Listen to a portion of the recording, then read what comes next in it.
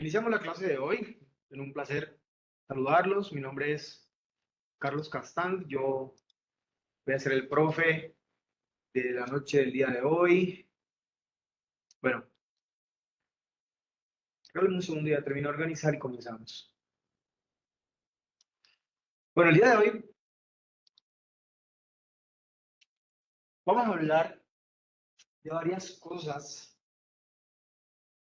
No sé si ponerlo así en presentación o así. Bueno, igual, y miramos. En general, vamos a presentar este tema, ¿no? Vamos a hablar sobre un método termodinámico que nos permite, en esencia, realizar análisis de sistemas térmicos y de sistemas de aire comprimido. Este método que vamos a presentar es el método exergético. Y este método exergético, para ello, digamos, vamos a hacer un estudio de un caso y es una turbina de vapor. Bueno, este es el estudio del caso que queremos mirar el día de hoy. Voy a mirar si podemos compartir algún documento por aquí, porque tengo algo para compartirles, un documento para que puedan seguirme. La idea es que ustedes utilicen una hoja de Excel, abran una hoja de Excel y sigan conmigo lo que yo estoy haciendo. Fundamentalmente, lo que queremos es determinar las fugas de calor de una turbina que se encuentra acoplada a una central termoeléctrica. Lo que vemos aquí, lo que estoy señalando con el mouse, es una central termoeléctrica que opera en un ciclo Rankine. Es una central termoeléctrica normal, en la cual tenemos una caldera, una turbina, condensador y sistemas de regeneración y 4 bombas. Esta es una central termoeléctrica normal, digamos, donde hay parte también de cogeneración, si se quiere, para calor de proceso. Y lo que nos interesa en este caso es estudiar esto que tenemos en rojo, que es esta turbina que tenemos aquí. Esta turbina tiene las siguientes características. Bueno, iniciamos, sigamos. Estamos hablando aquí, que lo que nos interesa básicamente es estudiar las fugas de calor generadas en esta turbina, ¿no? Para ello necesitamos estudiar o entender varias cosas antes de. Primero, vamos a hacer un análisis de lo que representan los conceptos termodinámicos. Vamos a hacer un análisis de volúmenes de control, vamos a estudiar algo de la segunda ley de la termodinámica y luego vamos a hacer un estudio de caso, previamente un análisis exergético. Inicialmente, bueno, comenzamos con el tema de propiedades termodinámicas. Vamos a tratar de de hacer esto, digamos, lo más rápido posible, no vamos a gastar tanto acá. Bueno, etimológicamente, la palabra termodinámica, termodinámica se divide en dos, la raíz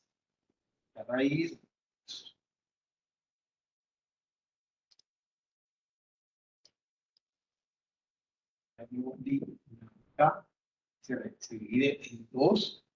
Acá tenemos calor y movimiento. Uno pudiera pensar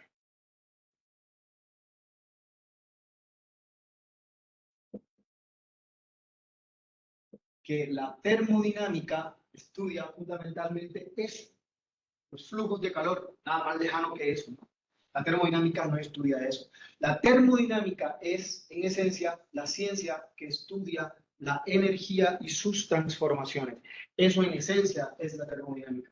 Es una ciencia que estudia la energía y sus transformaciones. Y tiene dos leyes fundamentales que son su piedra angular.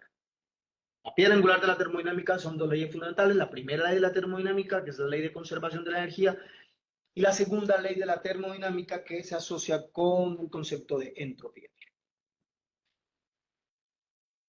Luego, necesitamos entender ¿Qué hacemos en la termodinámica? En la termodinámica se estudian sistemas y los sistemas en la termodinámica son cualquier cosa que nosotros queramos estudiar.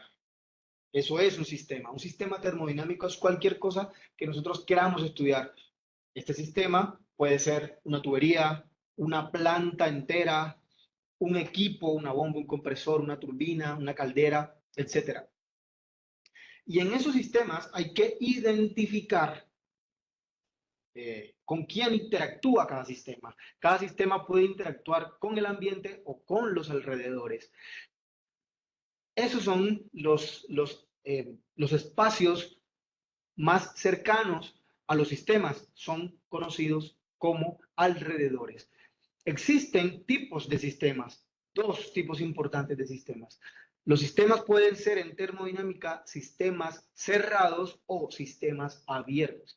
Los sistemas cerrados termodinámicos se conocen como masas de control y los sistemas abiertos termodinámicos son conocidos como volúmenes de control. Bueno, desde el punto de vista industrial, a nosotros nos interesa estudiar volúmenes de control. ¿Por qué? Porque las masas de control o los sistemas cerrados son exactamente eso, masas fijas. Mientras que los volúmenes de control, los sistemas abiertos, son sistemas en los cuales hay flujo de masa y transferencia de energía. Por lo tanto, lo que nos interesa a nosotros desde el punto de vista industrial, sobre todo desde el punto de vista de la eficiencia energética, es el estudio termodinámico de volúmenes de control. Ese es el objetivo. El estudio termodinámico de volúmenes de control. Entonces, eso es lo que nos interesa desde el punto de vista termodinámico. Estudiar volúmenes de control.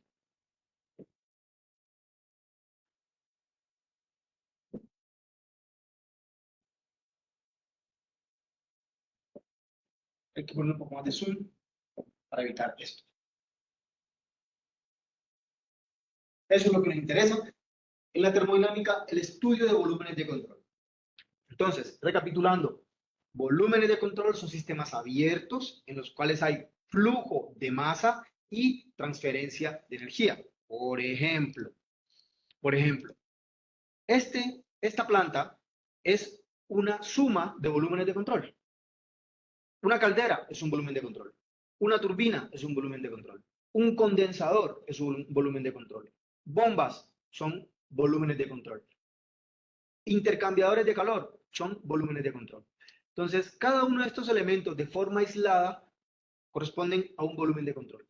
Y la suma de todos estos elementos representa un sistema. Ahora, cada elemento aislado también es un sistema, pero la suma de ellos en sí son también, representan un sistema. Entonces, en cada uno de estos elementos hay un flujo de masa que ingresa, un flujo de masa que sale, luego un flujo de masa que retorna, luego un flujo de masa que sale nuevamente, otro flujo de masa que sale y otro flujo de masa que va al condensador. Entonces, si ustedes ven, hay una cantidad de masa entrando y unas cantidades infinitesimales de masa saliendo. Y hay transferencia de energía con los alrededores. Por lo tanto, esto es clásicamente, de forma clásica, uno puede decir que representa un volumen de control, un sistema abierto. Entonces, desde el punto de vista industrial y desde la perspectiva de la eficiencia energética, nos interesa el estudio termodinámico de volúmenes de control. Luego, en los sistemas termodinámicos ocurren varias cosas. Ocurren varias cosas. Existen propiedades, existen estados y existen procesos. Para describir un sistema y poder predecir su comportamiento, es necesario identificar las propiedades. ¿Qué son las propiedades termodinámicas? Las propiedades termodinámicas son características macroscópicas. Entonces ahí tenemos masa, volumen, volumen específico, energía interna, entalpía, entropía. Todas estas son propiedades, propiedades, básicamente identificadas como características, características. También tenemos estados termodinámicos. ¿Qué son estados termodinámicos? Representa la condición de un sistema. Eso es un estado termodinámico. Representa la condición de un sistema. Cuando una propiedad dentro de un sistema cambia, entonces se ejecutó un proceso. Y aquí tenemos propiedad, estado y sistema. Una propiedad es una característica, ¿no? Un estado es una condición de un sistema y un proceso ocurre cuando una característica cambia. Cambia. Tenemos también un tipo de estado muy particular que es el estado estable, que se da cuando las propiedades no cambian más con el tiempo. Y también tenemos el estado transitorio, que ocurre cuando las propiedades cambian con el tiempo. Miren, por ejemplo, miremos un ejemplo de lo que pudiera ser una propiedad. Una propiedad. Aquí tenemos un proceso, tiempo, y acá tenemos, evaluemos una propiedad. Una propiedad puede ser, digamos, bueno, vamos a poner una, coeficiente de transferencia de calor en un fluido que fluye en una tubería. Cuando el fenómeno ocurre, ¿no? Cuando, por ejemplo, una bomba inicia su proceso, ¿no? Arranca en el tiempo cero, aquí T es igual a cero. Ahí inicia el fenómeno transitorio. Y aquí T es igual a T, se ha alcanzado un tiempo T. Entonces, la propiedad comienza a oscilar y luego comienza a encontrar estabilidad cuando ha alcanzado el tiempo T. Yo puedo dividir esto en dos. Esto que tenemos aquí es el estado transitorio y esto que tenemos acá es el estado estable. ¿Qué pasa? En el estado transitorio, la propiedad mantiene un comportamiento oscilante y en el estado estable, la propiedad no cambia más con el tiempo. O sea que ya es independiente del tiempo. Eso se conoce como estado estable y normalmente en la termodinámica se trabaja en el estado estable. O sea, es necesario que las propiedades termodinámicas no cambien con el tiempo. Que eso es una característica de los sistemas termodinámicos. ¿Me están escuchando bien? ¿Me reciben bien el audio? ¿Ven bien la pantalla lo que estoy haciendo? Ok. Sí, profe. Vale, perfecto. Entonces, dentro de esta categoría de propiedades, tenemos dos tipos de propiedades. Las propiedades intensivas y las propiedades extensivas. Las propiedades extensivas son aquellas que dependen del tamaño, mientras que las propiedades intensivas son aquellas que son independientes del tamaño. Les voy a poner un ejemplo para que entiendan qué diferencia hay entre una propiedad intensiva y una propiedad extensiva. Tenemos un tanque lleno de agua. Tenemos 10 metros cúbicos de agua que se encuentra a 25 Celsius y un bar. Un tanque. Luego, yo tomo este tanque y lo parto a la mitad.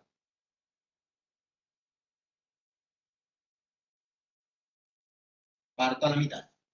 Entonces, si lo parto a la mitad, tengo aquí en volumen 5 metros cúbicos. ¿Cierto? En temperatura, ¿cuánto tendré? Los mismos 25 Celsius.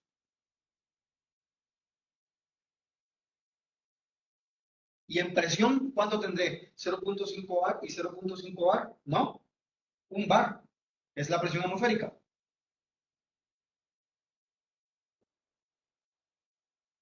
Un bar. En fin, tengo aquí un bar y acá tengo un bar. La misma presión. ¿Qué propiedad cambió? El volumen. ¿Cuáles propiedades se mantuvieron? La temperatura y la presión. ¿Cuál propiedad depende del tamaño? El volumen. ¿Cuál propiedad es independiente del tamaño? La temperatura y la presión. Por lo tanto, la temperatura y la presión son propiedades intensivas, mientras que el volumen es una propiedad extensiva. Para definir un estado termodinámico se requieren dos propiedades intensivas. Un estado termodinámico. ¿Qué es un estado termodinámico? Es una condición de un sistema. Es una condición de un sistema y este estado termodinámico está determinado por propiedades termodinámicas. Esas propiedades termodinámicas van a ejecutar un proceso. ¿Qué proceso? En una turbina ejecutan un proceso de expansión. En una bomba ejecutan un proceso de compresión. Aquí se ejecuta un proceso de adición de calor. Acá un proceso de intercambio de calor. Acá un proceso de cambio de fase. Entonces, por esto, estas definiciones que estamos viendo aquí son supremamente importantes. Propiedades, estado y procesos. Esto es la base de la termodinámica, ¿no? Sin estos conceptos no podemos hacer absolutamente nada. La termodinámica es la piedra angular de la eficiencia energética térmica. Si yo quiero hacer eficiencia energética térmica, ojo, ya hay un concepto. Uno no puede optimizar desde el punto de vista de la eficiencia energética térmica si no caracterizas. Para poder optimizar hay que caracterizar. Y la caracterización térmica no se realiza si no se sabe termodinámica. La caracterización térmica se realiza a partir de los conceptos termodinámicos. Para poder optimizar un sistema, para poder optimizar una planta, una central termoeléctrica, un equipo, un proceso que tenga transferencia de energía, la termodinámica es la piedra angular. Para poder optimizarlo, debo primero caracterizarlo. Si no, es imposible la caracterización.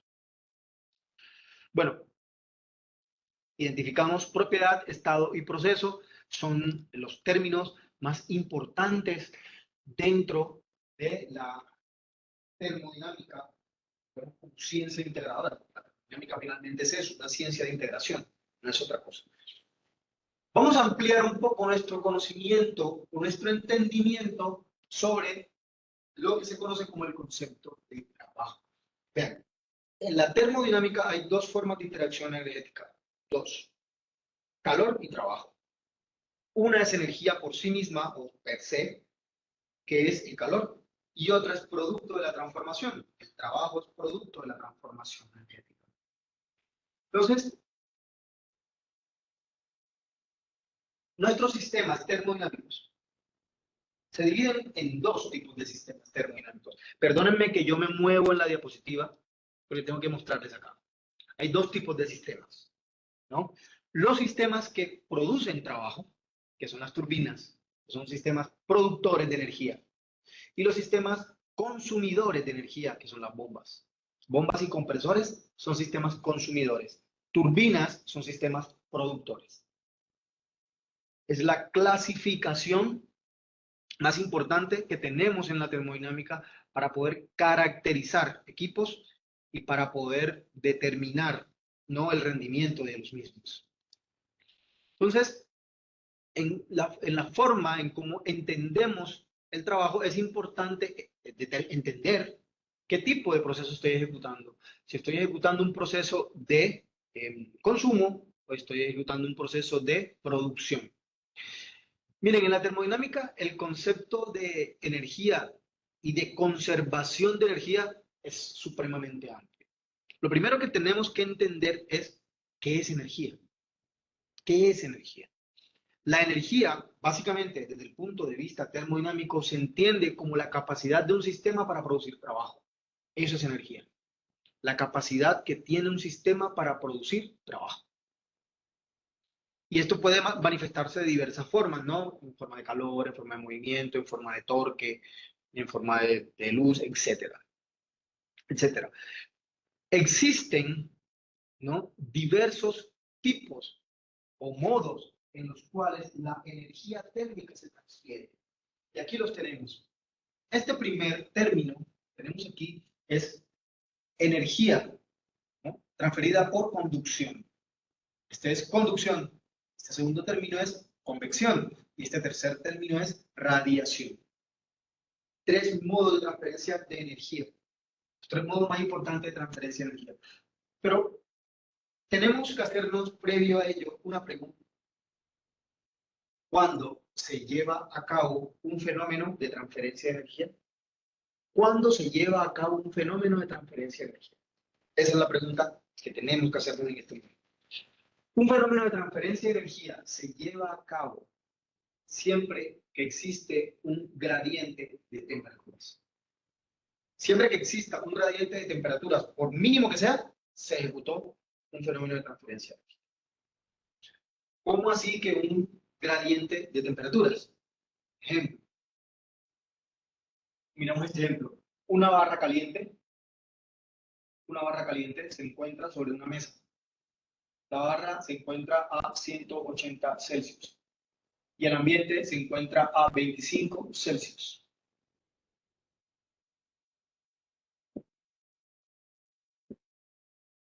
Tengo un problema aquí. 180 Celsius, 25 Celsius. ¿Qué ocurre? Hay un gradiente de temperatura.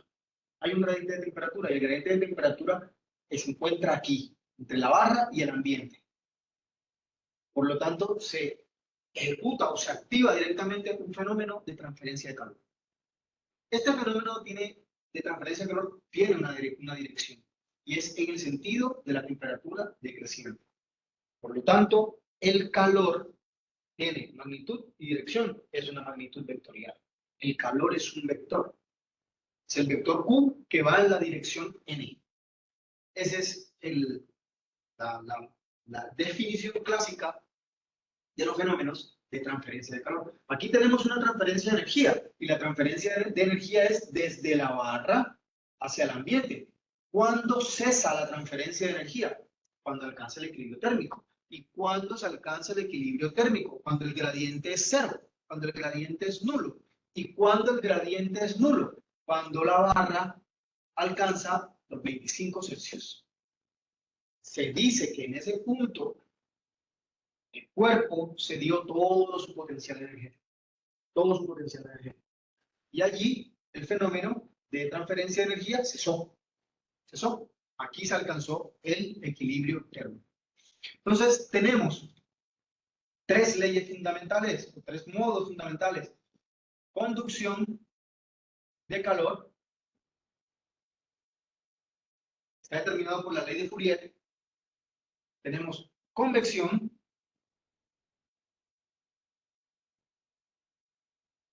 Y tenemos radiación. Este es convección, conducción, convección, radiación.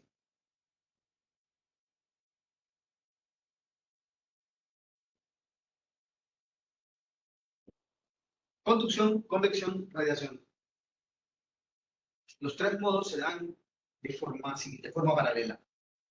Es decir, cuando un sistema está transfiriendo energía, los tres modos están activos. No, se da solamente conducción, no, se da solamente convección, no, se da solamente radiación, no. Los tres modos se dan en el mismo tiempo. Digamos, en la medida en que ocurre uno, ocurren los demás. El fenómeno de transferencia de calor por conducción requiere un medio para su propagación. Y este término K, que nosotros vemos aquí, es una propiedad de transporte que es directamente, depende del tipo del material y se conoce como conductividad térmica. Esa es una propiedad intensiva. Las propiedades que hemos intentado estudiar. Es una propiedad intensiva. En el segundo modo de transferencia de energía tenemos el fenómeno de convección. Convección es un modo de transferencia de energía muy interesante, muy estudiado. Digamos que,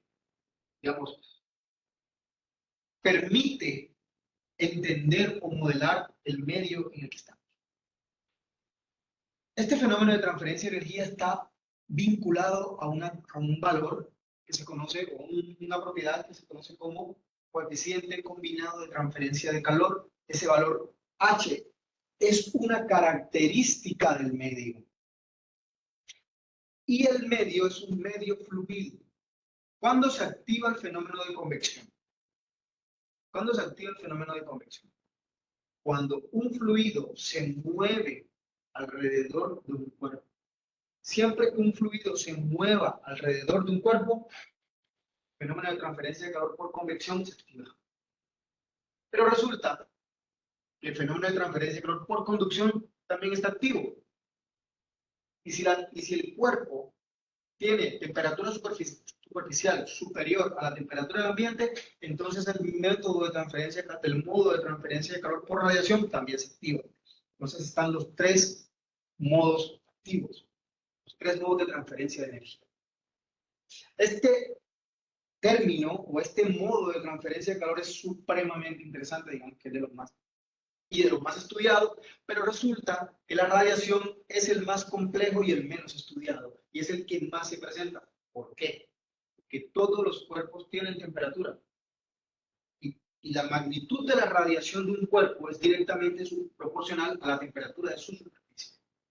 Por lo tanto, cuando ocurre un fenómeno de transferencia de calor por radiación, el fenómeno de transferencia de calor por radiación es un fenómeno de transferencia de energía que ocurre mediante la emisión de ondas electromagnéticas.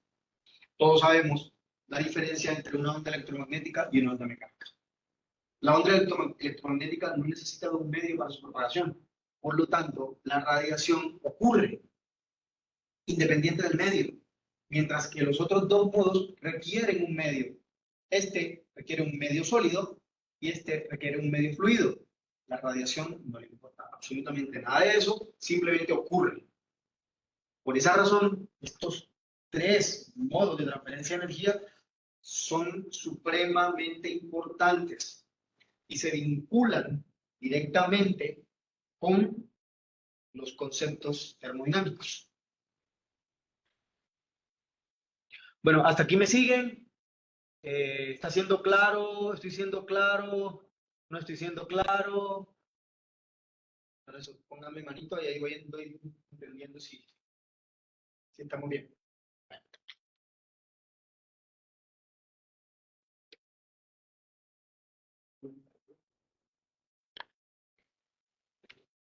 Bueno.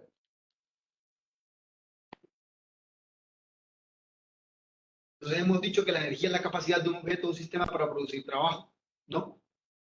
Y se manifiesta de varias formas. Y tenemos, en esencia, tres modos de transferencia de energía térmica: conducción, convección y radiación. En el siguiente término tenemos la definición termodinámica de trabajo. Vean que la definición de trabajo es fuerza por distancia, ¿no? Y aquí tenemos las interacciones de la energía cinética y la energía potencial. Entonces, el trabajo implica los efectos de la energía potencial, ¿no? Dado por los efectos gravitacionales, y tenemos los efectos de la velocidad que están determinados por la energía cinética. Regálenme un segundito y respondo alguna preguntita aquí en el chat. ¿Nos falta la constante de Stefan Boltzmann en la fórmula del ejemplo? Sí, señor. Tiene toda la razón. Aquí la constante, esta es emisividad, tiene razón. Emisividad, el área de transferencia de calor y la constante de Stefan Boltzmann. Y esta, la temperatura de superficie a la 4. Si queremos determinar, ahora para completar esto, ya que me quedé aquí, si queremos determinar el intercambio radiante de un cuerpo con el ambiente, entonces tenemos la emisividad del cuerpo, el área de transferencia de calor del cuerpo, la constante de Stefan Boltzmann, la temperatura superficial a la cuarta potencia, menos la temperatura del ambiente a la 4. Esta ecuación nos permite determinar el intercambio radiante entre dos cuerpos, entre un cuerpo y el ambiente. Esta te determina la magnitud de la radiación emitida por el cuerpo, y este es el intercambio radiante para el cuerpo. Muchas gracias por la corrección, sí, se me pasó ahí, qué pena. ¿No se ve la pantalla?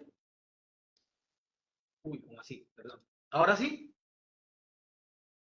Bueno, entonces lo que estaba respondiendo es esto. Sí, faltaba la constante de Stefan Boltzmann, de aquí, constante de Stefan Boltzmann, y esto permite, esta otra ecuación permite el cálculo del intercambio radiante. Este es el intercambio de radiación entre un cuerpo y el ambiente, y esta es la magnitud de la radiación emitida por un cuerpo. Esta está presente todo el tiempo. La radiación está presente en cada momento. ¿No ven mi pantalla? ¿Cómo así? Sí, sí estoy compartiendo. Ah, ok, bueno, vale, perfecto. Perfecto. Bueno. Sí, me van poniendo preguntas por el chat y yo trato de ir respondiendo. Cuando sale ese, se sale la compartición. Ya. La otra puede ser abrir el chat pequeñito. ¿Sacarlo aquí? Sí, No, igual yo voy viendo lo que ellos me van preguntando y ahí trato de ir respondiendo en la medida que pueda. Vale. Entonces, hay una definición termodinámica para el trabajo.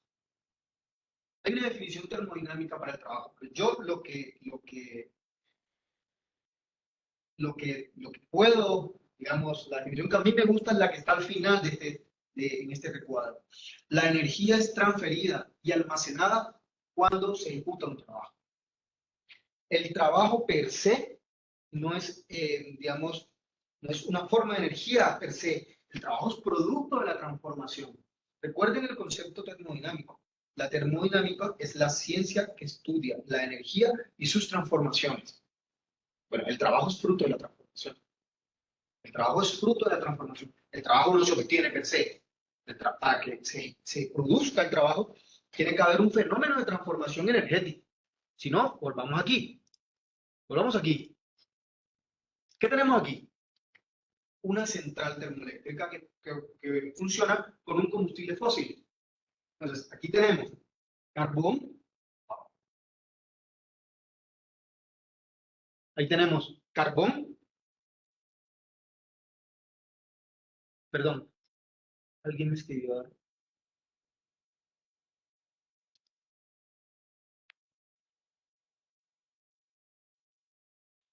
Aquí tenemos carbón o bagazo que se quema en esta caldera, ¿no? Digamos, combustible fósil, carbón, se quema en esta caldera, libera todo su potencial, su poder calorífico, ¿no? Libera su poder calorífico cuando se ejecuta un fenómeno de combustión. Por acá ingresa agua de alimentación a la caldera, recibe, absorbe la energía liberada por el combustible para cambiar de fase. Aquí entra agua en estado líquido y aquí sale vapor. Entonces, vapor de alta presión, ojo, todo se origina aquí. Aquí está el combustible. Aquí está el combustible. Esta es una mezcla, es muy sensible. Esta es una mezcla aire-combustible. Y se genera el fenómeno de combustión, se libera energía, se genera el cambio de fase. Aquí tengo vapor de alta presión y por acá viene el waste. Por acá vienen los residuos, ¿no? Que son los que hacen. Yo trabajo en ciencias térmicas, mi carrera la he hecho en las ciencias térmicas y eso no me impide a mí decir que, eh, que hay que buscar alternativas para mitigar los efectos ambientales que se producen en la termoeléctrica. Claramente se puede hacer. Hay un efecto que se produce acá. La eficiencia energética es una alternativa para mitigar ese efecto. Es así. Entonces, aquí se genera vapor de alta presión y por aquí va el waste.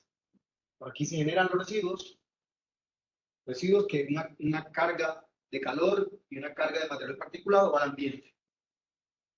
Aquí vapor de alta presión ingresa a una turbina, impacta los álabes de la turbina y genera la rotación de un eje. Entonces ya hay, digamos, conversión de energía. Aquí tengo energía química de un combustible, la convertí en energía mecánica. La energía no se crea ni se destruye, se transforma. Transformé la energía química en energía mecánica. Esta energía es dada por la rotación de un eje, luego va a un generador y se convierte en energía eléctrica. Pero, tiene que ejecutarse en un ciclo para que pueda cumplir con el concepto termodinámico o con los preceptos termodinámicos. Luego tengo que condensar parte de ese fluido, esa sustancia pura, Luego bombeo esa sustancia pura. Aquí tengo una mezcla saturada, líquido-vapor. Acá tengo agua líquida. Acá tengo nuevamente un líquido comprimido y ahí va el ciclo ejecutándose. Y ahí va el ciclo ejecutándose. Las máquinas térmicas deben operar en ciclos termodinámicos. Esto es un ciclo termodinámico. Un ciclo termodinámico es un ciclo cerrado. ¿Ustedes ven? Esto es un ciclo termodinámico. El ciclo en el que opera una central termoeléctrica. Esta es una central termoeléctrica que está cogenerando. Y tenemos, también, este puede ser creo que algunos ingenios deben trabajar así. Entonces, es lo que ocurre en algunos ingenios. Entonces, ahí tenemos lo que ocurre, ¿no? Transformaciones energéticas. Eso es lo que ocurre. La energía, bueno, muchas gracias. La energía se transforma. Eso es lo que pasa acá. Si ustedes ven, el trabajo no es energía per se. El trabajo se originó. Este es el trabajo. El trabajo es fruto de esta transformación, de la transformación del combustible en trabajo. Energía química se transforma en energía mecánica. Entonces, el trabajo es fruto de la transformación. No es energía per se. Y energía per se es el calor. Entonces, estas definiciones clásicas de la termodinámica nos permiten llegar, ¿no?, a lo que veníamos hablando. Hay cambios de fase en cada momento. Y aquí tenemos lo que popularmente se conoce como el domo termodinámico. Este es el famoso domo termodinámico, y en el domo termodinámico podemos identificar todas las regiones. Todas las regiones. Estas regiones son las que se conocen como estados. Perdón, término per se. Y pues, se va a tener. Alguien escribió algo, déjenme la respuesta, un segundo. Por sí solo. Por sí mismo. Por sí solo. Es lo que quiero decir exactamente. No es trabajo por sí mismo, es fruto de la transformación. Es lo que quiero decir. Es fruto de la transformación de la energía. Entonces, estos términos, estos elementos que ustedes ven en el domo termodinámico son los estados.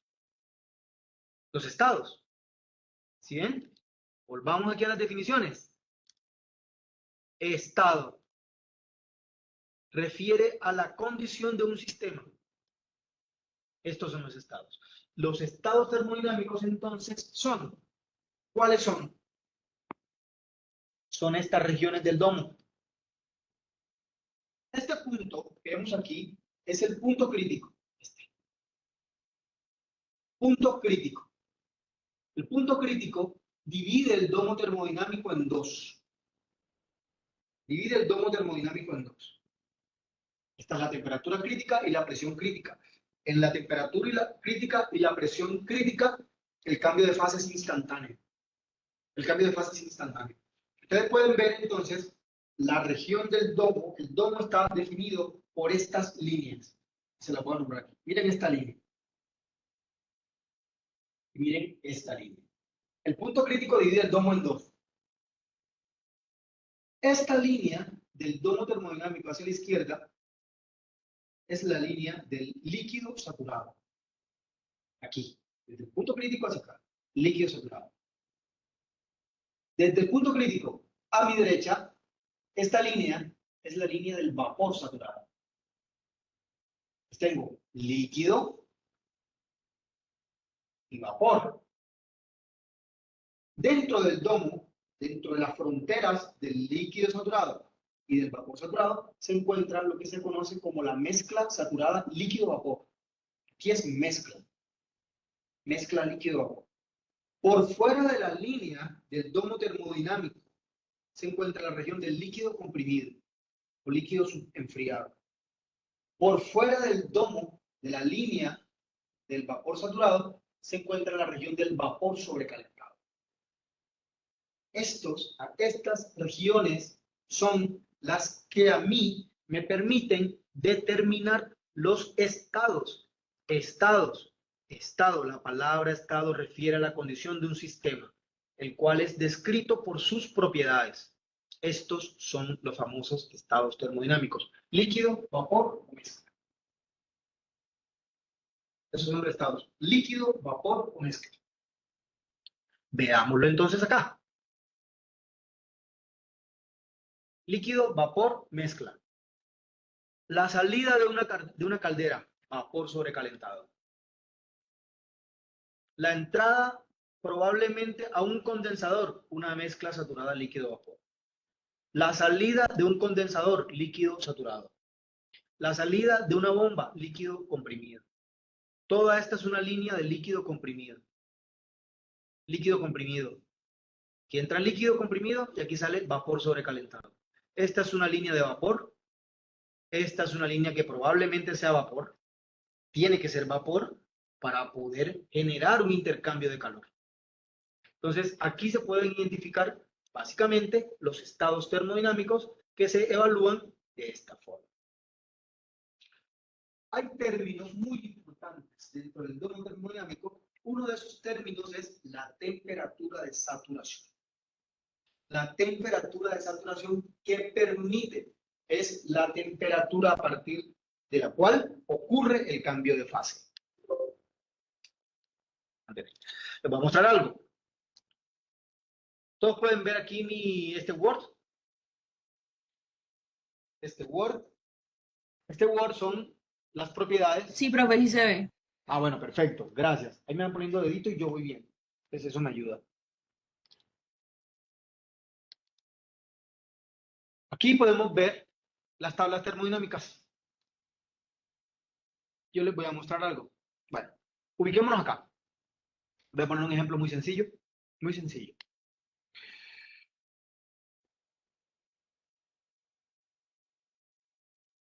Este es agua saturada, tabla de temperatura. Vamos a la tabla de presiones.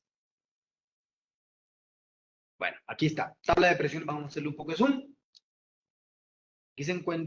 Aquí es donde se encuentran los estados termodinámicos. Miren esto. Presión. La presión atmosférica, ¿cuál es? Un bar. Es esta, 101.3 kilopascales. Esta es presión atmosférica. Miren la temperatura asociada a la presión atmosférica, 99.97. Por eso es que decimos que el agua cambia de fase a 101 a una atmósfera, o sea, a presión atmosférica, cambia a 100 Celsius. Si la presión atmosférica es menor, en una ciudad donde tenemos presión atmosférica menor, el cambio de fase ocurre a una temperatura menor. Eso es lo que podemos ver aquí, eso es lo que nos dice la termodinámica. O sea que en ciudades donde la presión atmosférica es más baja, ¿no?, la temperatura, el cambio de fase de un líquido, de un fluido, de una sustancia pura, digamos, ocurre a una menor temperatura. Eso es lo que se conoce como temperatura de saturación. La temperatura de saturación es la temperatura a la cual ocurre el cambio de fase. Entonces, a la presión ambiente de 101.325 kPa o un bar o una atmósfera, el cambio de fase ocurre a 99.97 Celsius. Eso es lo que nos quiere decir este término que tenemos aquí. El término temperatura de saturación representa la temperatura a la cual el cambio de fase se ejecuta a una presión dada. Y esta presión dada se conoce como presión de saturación. Eso es lo que ocurre acá. Es un parámetro muy importante que nos permite a nosotros identificar, ¿no?, cuáles son esos términos en los cuales el cambio de fase ocurre. Vamos a detenernos un poquito en este término del cambio de fase. Vamos a volver sobre el diagrama de fase y vamos a mirar lo que ocurre aquí. Entonces, ¿cuándo ocurre el líquido comprimido? ¿Cuándo nos encontramos en esta fase? Míralo aquí. Líquido comprimido también se conoce como líquido subenfriado. Una sustancia pura se encuentra en esta fase cuando la presión del estado es mayor que la temperatura de saturación. Cuando la presión del estado es mayor que la presión de saturación a una temperatura dada, ocurre líquido comprimido. Cuando una sustancia pura se encuentra en vapor sobrecalentado, cuando la temperatura del estado termodinámico es superior a la temperatura de saturación a una presión dada. Esa es la diferencia entre el vapor sobrecalentado y el líquido comprimido. Entonces, miren aquí, volvamos nuevamente acá. Me excusan, pero bueno, tengo que volver siempre sobre esta gráfica. En esta región, este punto que estoy señalando es la región del vapor sobrecalentado. En este punto, la temperatura de esta línea es muy superior a la temperatura de saturación asociada a la presión de la línea. Por lo tanto, tengo vapor sobrecalentado. Esta es una línea del líquido comprimido. Por lo tanto, en esta línea, la presión de la línea es mayor que la presión de saturación a la temperatura de la línea. Entonces, esto es lo que nos permite a nosotros, desde el punto de vista termodinámico, identificar los estados. Los estados se identifican a partir de este diagrama, que es el diagrama de fase. Yo puedo identificar qué corresponde cada estado termodinámico. Ahora, si me encuentro dentro del domo, yo tengo que identificar, entonces, cuál es el contenido de vapor de la mezcla. El contenido de vapor de la mezcla se conoce como calidad. Calidad. La calidad es eso, representa el contenido de vapor de la mezcla y se calcula de esta forma. Aquí, de esta manera. La masa de vapor, masa de líquido, masa de vapor. Entonces, resulta que en esta línea del líquido comprimido, la calidad vale 0. Y en esta línea del vapor saturado, la calidad vale 1.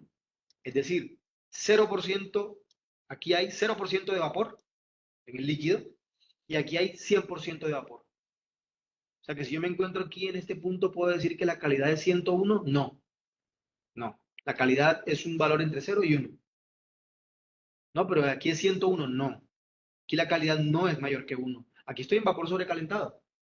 Aquí me encuentro en una temperatura superior a la temperatura de saturación. Simplemente eso. Acá el contenido de vapor de la mezcla cambia desde su nivel más bajo, porque aquí tengo todo líquido, hasta su nivel más alto. Aquí tengo todo vapor. Se supone que si aquí tengo vapor, si yo sigo adicionando energía, pues me encontraré en la región de vapor sobrecalentado. Aquí, en esta región, me encuentro en la región del líquido comprimido, ¿no? Es líquido puro. Una sustancia pura por sí misma. Esto es lo que estamos tratando de explicar aquí. Tenemos las fases completamente identificadas, la fase líquida, la fase de vapor y la fase de mezcla dentro del domo termodinámico.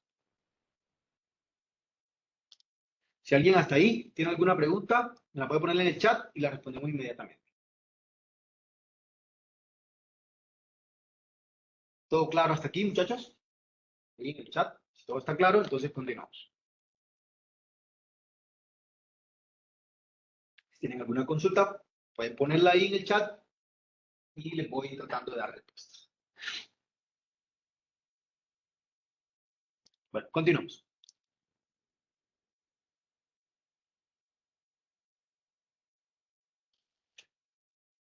Lo que nos interesa fundamentalmente, jóvenes, es lo que les decía al principio, el estudio termodinámico de volúmenes de control.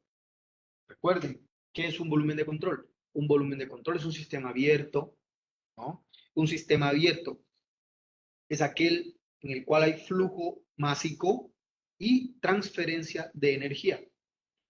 Todos los sistemas industriales se encuentren acoplados a un ciclo termodinámico o se encuentren trabajando de forma aislada, son volúmenes de control. Por ejemplo, una bomba centrífuga es un volumen de control. Un compresor es un volumen de control.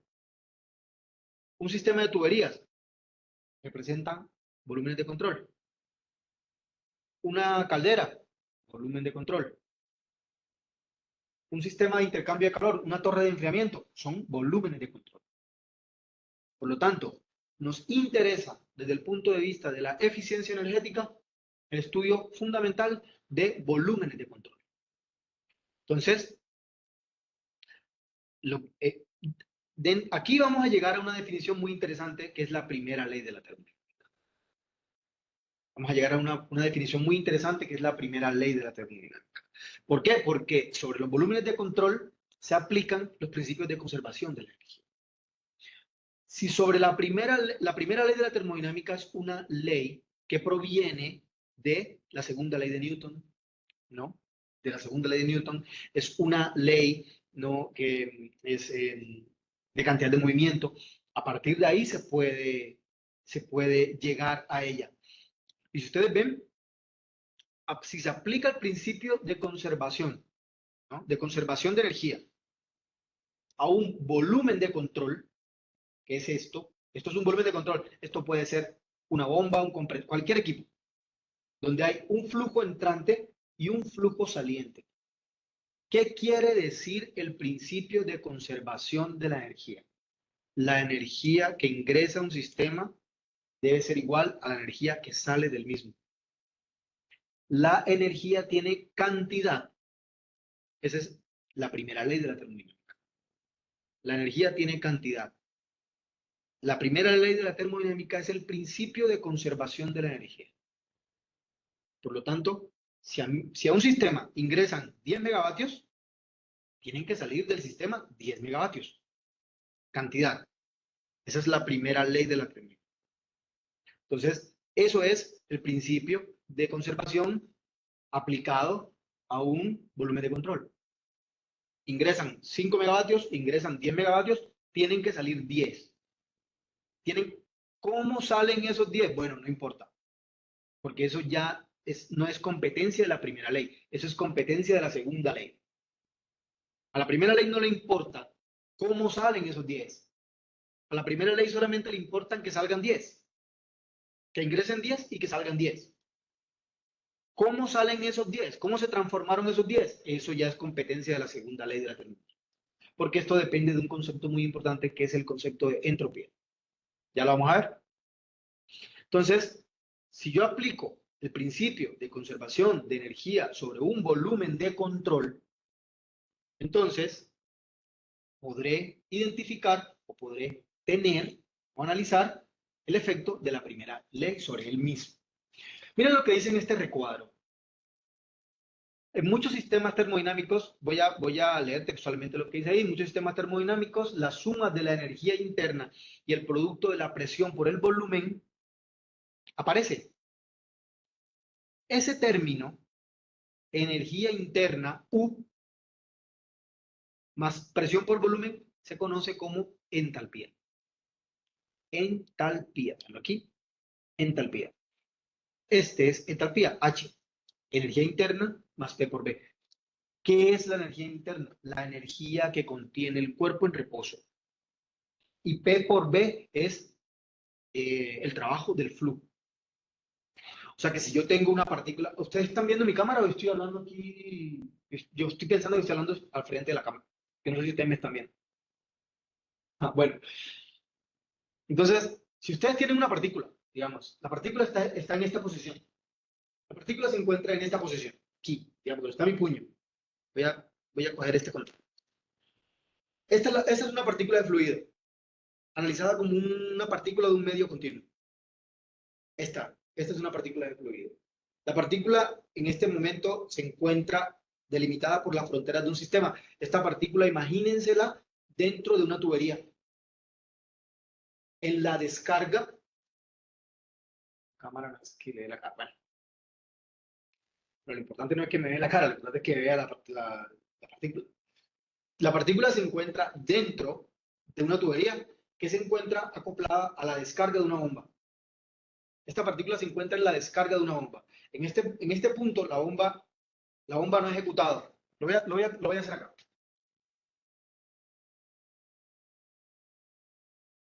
Dale un segundo, lo voy a hacer acá.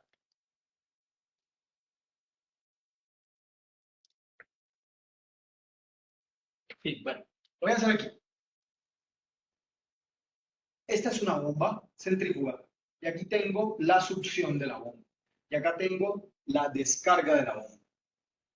Ahí está, la descarga de la bomba. Todos conocemos una bomba y esta bomba está acoplada a un motor eléctrico. Se convierte energía eléctrica en energía del flujo. Transformación energética. Todos son transformaciones energéticas. Termodinámica pura. Todos los sistemas que representan transformaciones energéticas es pura termodinámica. Termodinámica actuando.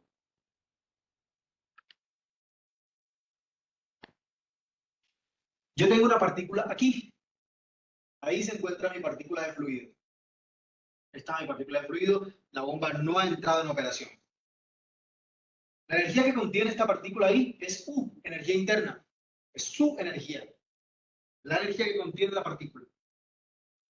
Cuando se activa la bomba, el motor eléctrico, aquí gira el impulsor y aquí comienza a venir algo que se conoce como trabajo del flujo. Y esto es P por B. P por B. Es el trabajo del flujo. Es la energía que se le adicionó por efecto de la energía eléctrica. Y impacta esa partícula. Por lo tanto, esta partícula parte de una posición inicial hasta una posición x igual x, t, en un tiempo t. Y esta partícula aquí en este punto, ¿qué tiene? U más P por B. Entonces, esto es el concepto de entalpía. Ese es el concepto de entalpía. U más P por B. Energía interna más el trabajo del flujo. Es la energía que se contiene, ¿no? Es la energía adicional que tiene una partícula, que tiene un cuerpo, cuando se le adiciona el trabajo del flujo. Eso es esto. Y esto ocurre fundamentalmente en volúmenes de control. HU más P por B, energía interna más el trabajo del flujo. Entonces, miren lo que representa la aplicación del principio de conservación de energía sobre un volumen de control. Vean. La tasa de cambio de la energía contenida dentro del volumen de control en un instante de tiempo t es igual a la tasa neta a la cual la energía es transferida por calor menos la tasa neta a la cual la energía es transferida por trabajo más la tasa neta de la energía transferida en el volumen de control por efectos del flujo másico. ¿Cómo se ve esto en términos de una ecuación? Esto es, digamos, dicho, es esto. Vean, el cambio de la energía en el volumen de control se ve, el cambio de la energía del volumen de control con relación al tiempo es igual a la cantidad de energía que ingresa al sistema por calor menos la cantidad de energía que ingresa al sistema por trabajo más la cantidad de energía, ¿no?, que está acompañada con los flujos másicos, que es U más P por B, entalpía, energía cinética más energía potencial, entrando y saliendo. Inlet, y este es intake, y este es exit. Entonces, aquí tenemos HI, entalpía, ¿no? U más P por B, más BI cuadrado sobre 2, energía cinética, GZI, es energía potencial en la entrada. Entalpía, energía cinética, energía potencial en la salida. ¿Por qué? Porque estamos analizando un volumen de control. Esta ecuación se puede minimizar o se puede simplificar. Y ya van a ver cómo la vamos a simplificar. Miren, normalmente los efectos de la energía cinética y de la energía potencial son poco relevantes, tanto en la entrada como en la salida. Por lo tanto, son despreciables. ¿Qué me queda? Me queda solamente la sumatoria de las entalpías. ¿Qué nos interesa? Recuerden que les dije al comienzo que en la termodinámica nos interesaba estudiar los fenómenos estables, no los transitorios. O sea que los fenómenos transitorios son complejos de estudiar. Si yo quisiera analizar un volumen de control transitorio, pues para eso existen los programas de computador. Entonces utilizo ANSYS, que me haga una simulación, un problema numérico, que me lo puede resolver transitorio y yo lo puedo resolver en N1000 pasos temporales. Pero como son problemas numéricos complejos, para poder resolverlos analíticamente, la mejor suposición que se puede hacer es la del estado estable. Entonces no hay cambio de propiedad con el tiempo, este término vale 0. ¿Qué me queda? ¿Qué me queda? ¿Qué me queda con esa? ¿Qué me queda a partir de esa ecuación? A partir de esa ecuación simplificada me queda la energía que ingresa al sistema con calor menos la energía que sale del sistema con trabajo es igual a la diferencia de entalpías. ¿Y qué es esto? Eso es lo que me queda, ¿no? Eso es lo que me queda. Vean la ecuación. Vean lo que me queda. Este término se va, porque este término es estable, vale 0. Estos términos son un poco relevantes, así que me queda HI menos HE, es un delta de H. Me queda esta ecuación. ¿Qué es esa ecuación? Primera ley de la termodinámica.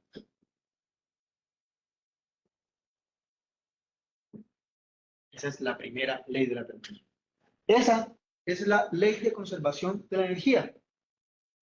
Normalmente se dice que la energía no se crea ni se destruye, sino que se transforma. Esa es la definición clásica de la primera ley de la termodinámica. Pero en eficiencia energética nosotros preferimos llamarla la ley de conservación de la energía. ¿Cómo podemos entender esta ley?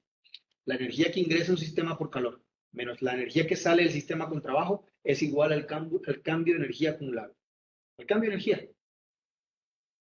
La energía que ingresa un sistema con calor menos la cantidad de energía que ingresa al sistema con trabajo es igual al cambio de la energía o al cambio de entalpía. Esto es para un volumen de control. Entonces, a partir de la aplicación de la ley de conservación de la energía, podemos obtener la primera ley de la termodinámica aplicable a un volumen de control. Es esta, en resumidas cuentas. Bueno, si tienen alguna pregunta en el chat. ¿Todo claro sobre la primera ley de la termodinámica? Ley de conservación de la energía. Si todo está claro, continuamos.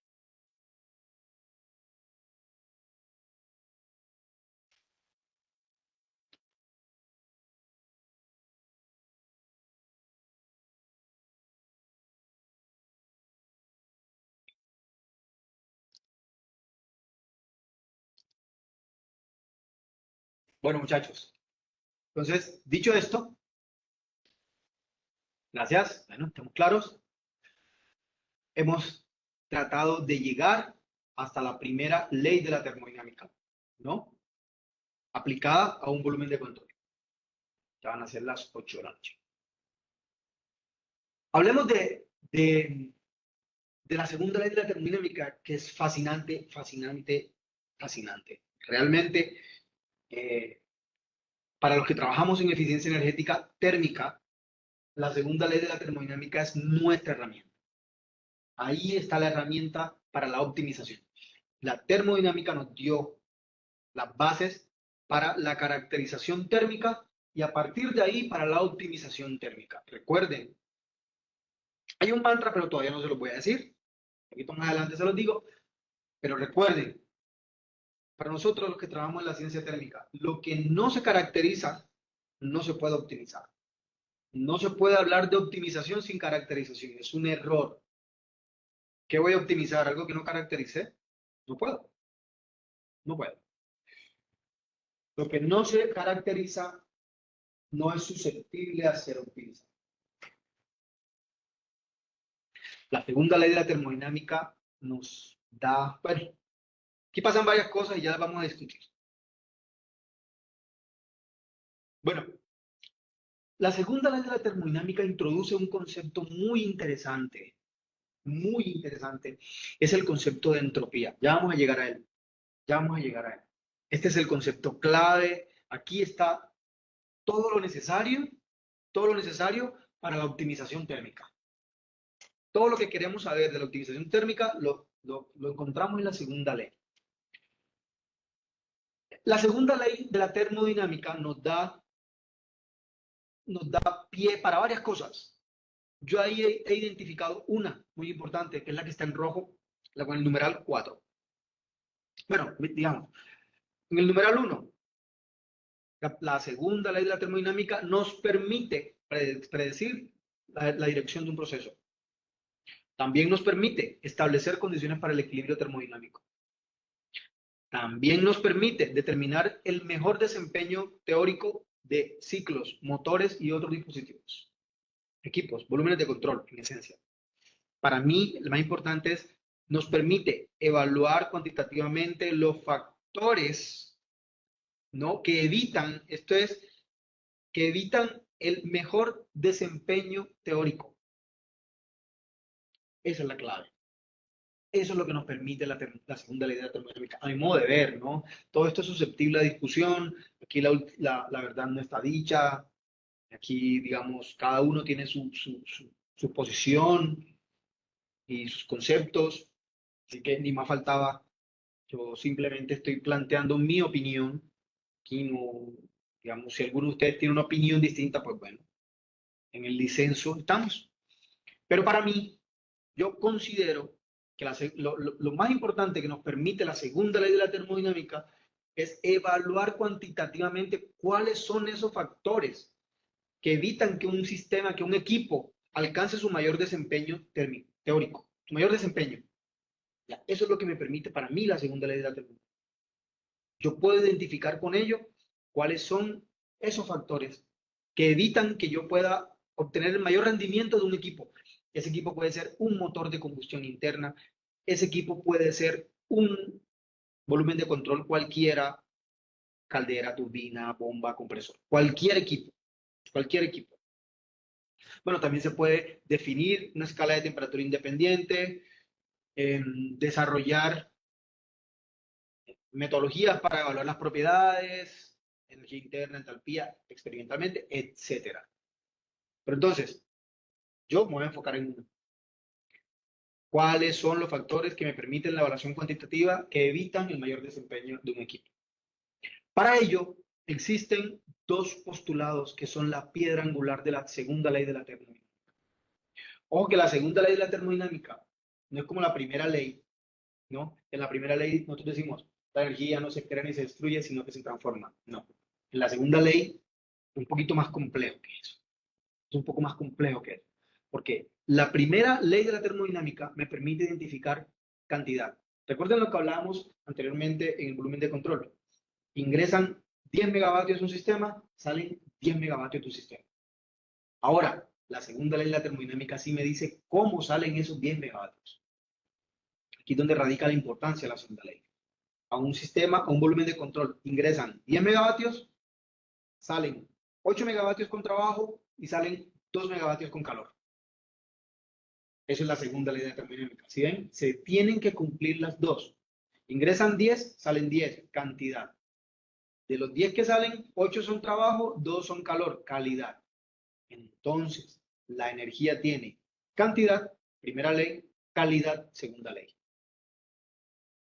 ¿Estamos claros con eso? La energía tiene cantidad y tiene calidad. Y la segunda ley se basa entonces en dos postulados muy importantes, que es el postulado de Clausius y el postulado de Kelvin-Planck. Kelvin-Planck es supremamente importante, ¿por qué? Bueno, ahí lo pueden leer, ahí pueden leer el postulado de Kelvin-Planck, de la segunda ley. Dice que es imposible para cualquier sistema que opera entre una fuente y un reservorio generar una cantidad equivalente de trabajo. Es imposible. Es imposible que un sistema al cual le ingresan 10 megavatios genere 10 megavatios en trabajo. Es imposible. Ese es el postulado de Kelvin-Planck. El postulado de Kelvin-Planck lo que en esencia quiere decir es que todos los sistemas tienen una eficiencia. Es imposible que un sistema que opera entre una fuente y un reservorio genere una cantidad equivalente de trabajo. Ese es Kelvin-Planck. Pero miren una cosa y ahí me voy a detener unos segunditos, porque aquí voy a hacer una crítica. Como les decía, mi carrera está hecha aquí. Yo trabajo en eficiencia energética térmica, fundamentalmente sistemas de recuperación de calor, digamos, y la parte de la implementación de ellos en industrias, ¿no? Ahí es donde está mi carrera. Como decía, esto no me impide a mí entender ni decir que hay cosas que son susceptibles a ser mejoradas. La termodinámica se ha equivocado desde su concepción. Desde su concepción. Se equivocó. Porque cuando uno estudia la termodinámica clásica, vean lo que dice el postulado de Kelvin-Planck. Ninguna máquina térmica que opere entre una fuente y un reservorio. O sea que una máquina térmica tiene que operar entre dos regiones, una región de alta temperatura y una región de baja temperatura. La región de alta temperatura es una fuente térmica y la región de baja temperatura es un reservorio. Veanlo aquí donde está clarito. Reservorio. Las máquinas térmicas, las plantas, si lo queremos entender, los equipos operan entre esas dos regiones, entre una fuente térmica y un reservorio. Ninguna máquina térmica que opere entre una fuente y un reservorio puede generar una cantidad equivalente de trabajo. ¿Ustedes saben cuál es la definición termodinámica de reservorio? Se van a ir de espalda. La definición termodinámica de reservorio es un gran sistema, ¿no? Que recibe altas cargas de calor permaneciendo inalterable. Esa es la definición clásica de reservorio. Un reservorio es un sistema grandísimo, un gran sistema, capaz de recibir altas cargas de calor, permaneciendo inalterable. Ahora, ¿quieren saber cuáles son esos sistemas? El ambiente, los ríos y los océanos. El ambiente, los ríos y los océanos. O sea que para la termodinámica, el ambiente es un reservorio, el río es un reservorio, los mares son reservorios que absorben grandes cargas de calor y no se van a alterar nunca. La termodinámica se creó con la revolución industrial, ¿no? Cuando surgió la máquina de vapor. O sea que desde ese entonces el ambiente, los ríos, los océanos han recibido altas cargas de calor y no se van a alterar nunca. Mentira. Lo estamos viviendo hoy. Lo estamos viviendo hoy. Ahí es donde radica una de las grandes equivocaciones de la termodinámica. Nombrar al ambiente en el que vivimos, a los ríos y a los mares como reservorios térmicos. No son reservorios térmicos. No son reservorios térmicos. Por eso es que vemos este desastre ambiental que tenemos hoy. Entonces, la termodinámica, desde su concepción, dio pie para que grandes cargas de calor fueran al ambiente, fueran a los ríos y fueran a los mares, pensando que los ecosistemas que allí habitan iban a permanecer inalterados. Bueno, ha sido una gran equivocación de la termodinámica. Esto, para ello, la eficiencia energética da una luz porque nos da la luz de la optimización térmica. Nos da la luz para reducir esas cargas de calor que van al ambiente, que van a los reservorios, mal llamados reservorios. Reducir esas cargas de calor. Cogenerar nos permite optimizar la energía en lo mejor que uno pueda. Implementar ciclos combinados o implementar un ciclo ranking orgánico. O utilizar, digamos, el ingenio para poder reducir esas cargas de energía. Digamos que todo esto va a ayudar a, digamos, bajar la carga que se emite a estos reservorios. Entonces, eso es lo que ha definido Kelvin Planck. Y como ven, Kelvin Planck es una de las dos piedras angulares de la segunda ley de la termodinámica. La otra piedra angular de la segunda ley es el postulado de Clausius. Entonces, Kelvin Planck es aplicable a máquinas térmicas en general. Una máquina térmica en general, ¿qué es? Un dispositivo que transforma el calor en trabajo. Un motor de combustión interna es una máquina térmica, porque convierte la energía química del combustible en energía mecánica, en torque. Es una máquina térmica. Y si ustedes ven, opera entre una fuente y un reservorio. La fuente es el fenómeno de combustión. El combustible se quema al interior de los pistones, se genera un torque, y el reservorio es el ambiente a donde van todos los gases de la combustión de desecho. Entonces, ahí es donde está el postulado de Kelvin Planck. Pero entonces es imposible para ese motor de combustión interna generar una cantidad equivalente de trabajo. Es decir, convertir toda la energía que le ingresó con el combustible, toda convertirla en trabajo. Es imposible. Es imposible. Entonces, ese es el postulado de Kelvin Planck. Ese es el famoso postulado de Kelvin Planck. Luego, el postulado de Clausius. postulado de Clausius es un poquito más enredado porque el postulado de Clausius da pie a otro tipo de mecanismos. El postulado de Clausius dice, vean, lo primero que tenemos que entender es cómo se transfiere la energía. La energía se transfiere, naturalmente, la energía se transfiere desde una región de alta temperatura hacia una región de baja temperatura. Ese es el proceso natural. El proceso natural de transferencia de energía es que la energía se transfiera de una región de alta hacia una región de baja. El proceso antinatural es que la energía se transfiera de una región de baja temperatura hacia una región de alta. Es antinatural. Ese es el antinatural. ¿Qué dice Clausius? Que para que ocurra el proceso de transferencia de energía antinatural, o sea, desde una región de baja hacia una región de alta, se requiere el consumo energético. ¿Dónde ocurre esto? ¿Dónde ocurre eso? ¿Dónde ocurre el fenómeno antinatural? Alguien que me lo escriba en el chat. A ver. ¿Dónde ocurre el fenómeno antinatural? Que la energía se transfiere de una región de baja temperatura hacia una región de alta. O sea, el proceso contrario al proceso natural. Porque el proceso natural es la energía se transfiere de una región de alta temperatura hacia una región de baja temperatura. En el antinatural, la energía se transfiere de una región de baja hacia una región de alta. ¿Dónde ocurrirá eso? Todos lo conocemos, todos lo tienen en casa. Uno, exacto, ahí ya lo sé, la nevera, tal cual.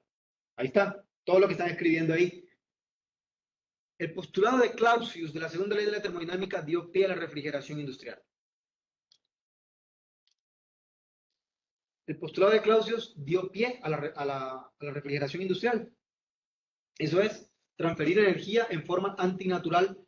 Para transferir energía de forma antinatural requieres el consumo energético. Para transferir energía de forma natural no necesitas nada, simplemente que se genere un gradiente de temperaturas y ya. Pero transferir energía antinaturalmente requiere consumo de energía. Bueno, estos dos términos son los grandes postulados en los cuales se basa la segunda ley de la termodinámica para poder evaluar cuantitativamente cuáles son los factores que nos permiten, ¿no?, identificar o evaluar por qué un sistema termodinámico no tiene un mayor desempeño. Esos factores, o ese factor, es uno solo, es la entropía. Ese es el factor. Ahí está la clave. Es la entropía. Y ahora sí les voy a decir el mantra de la eficiencia energética térmica. El mantra de la eficiencia energética térmica es la producción de entropía mínima. Generar entropía mínimamente. Ese es el mantra de la eficiencia energética. La entropía usted no la puede controlar. O sea que pensar que la entropía va a ser cero es falso. Entonces, ¿qué es lo que se necesita desde el punto de vista industrial? Generar entropía mínimamente. Ese es el mantra de la eficiencia energética térmica. Generar entropía mínimamente. Con lo cual, vamos a dar una definición desde el punto de vista de la eficiencia energética de entropía. Si ustedes buscan entropía, alguien que busque entropía, por favor, y me lo escribe en el chat. Busquen en su navegador qué es entropía y me lo escriban en el chat y yo lo voy a leer textual. Ayúdenme con eso, por favor, y me lo escriben en el chat.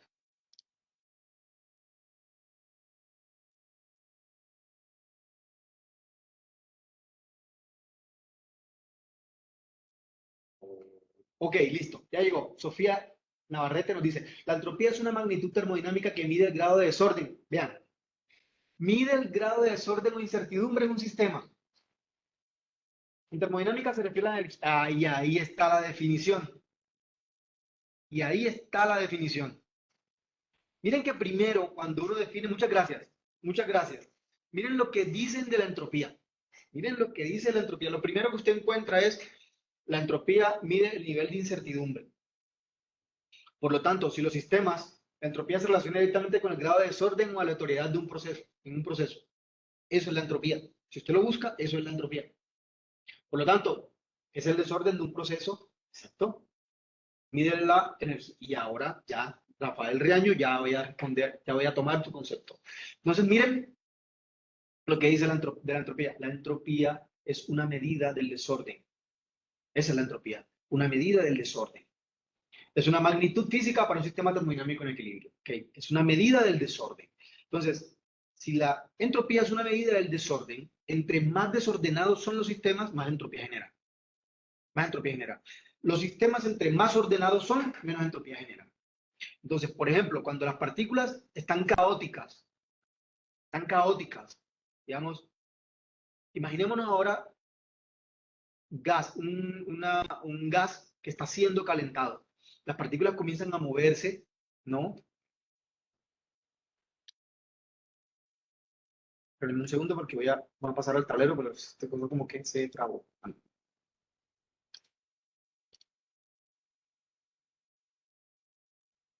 Bueno.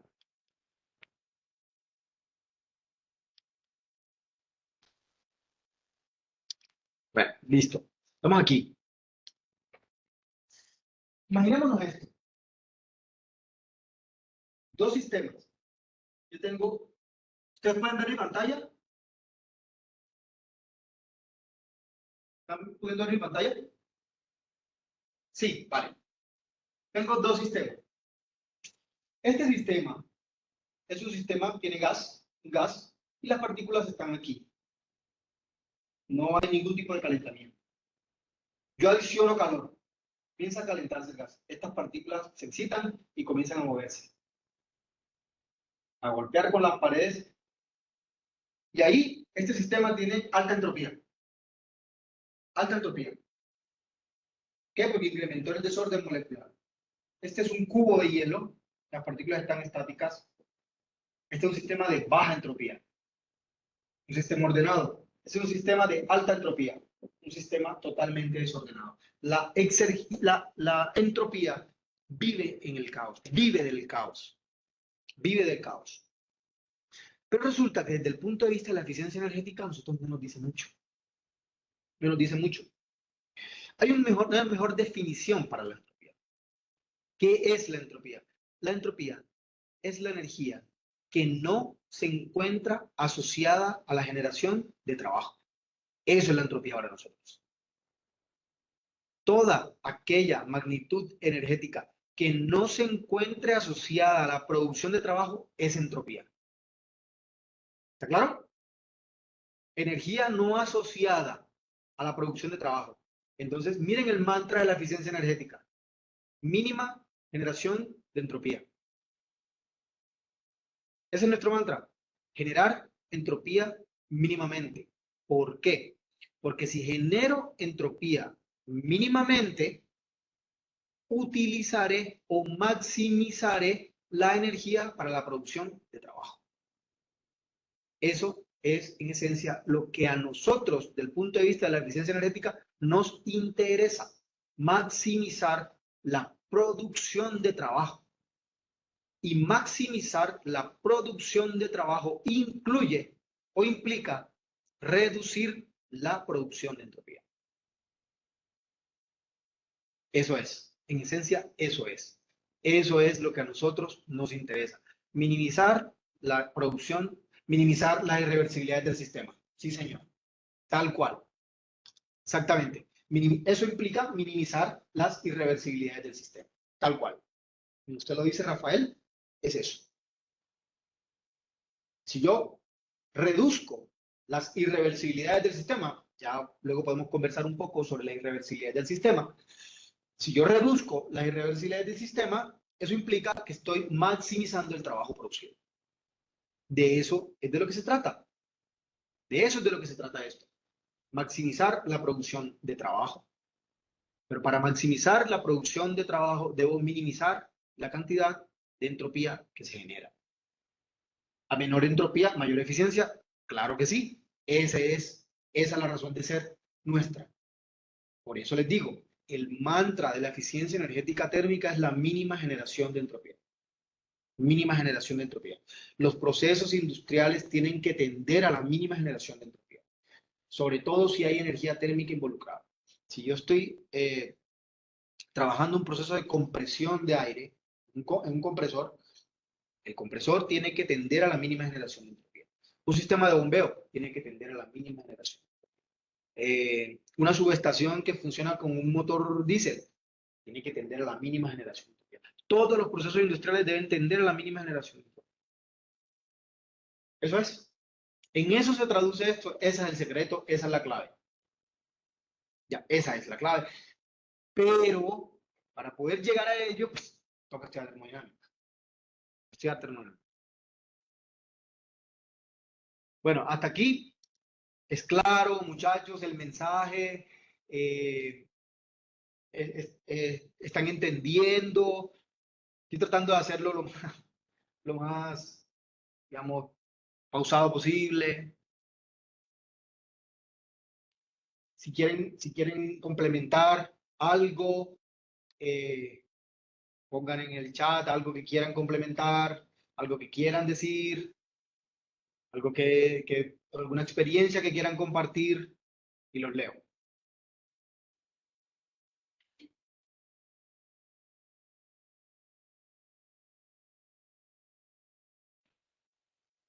Bueno, ese es el mantra. Se lo voy a escribir aquí. Generar entropía mínimamente.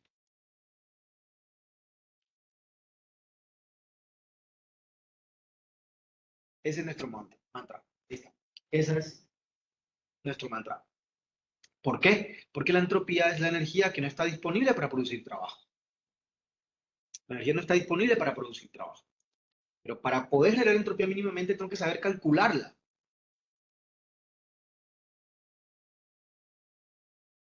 Ah, bueno, qué bien. Yo también soy de ahí mismo, César Augusto. César Augusto, y somos de la misma universidad. Bueno,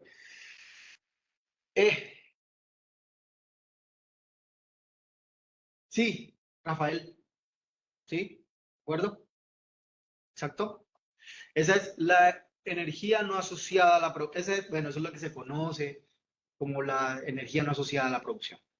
Es lo que se conoce como la energía no asociada a la producción. Bueno, de acuerdo con ello, entonces ya podemos introducir un concepto, que es el concepto de entropía, que es la energía que no se encuentra disponible para la producción de trabajo. Y a partir de ello, pues entonces aparecen varias definiciones. Y aquí está esta definición muy importante que es la desigualdad de Clausius.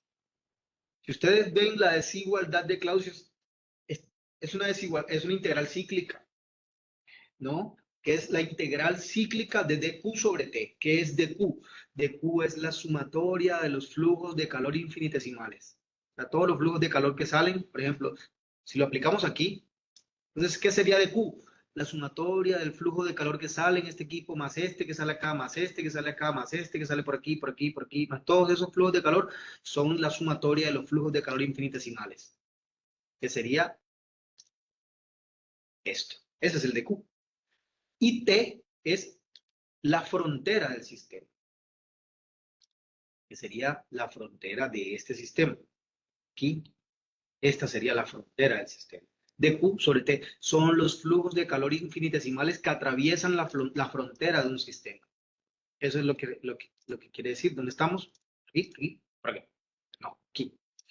Tampoco acá.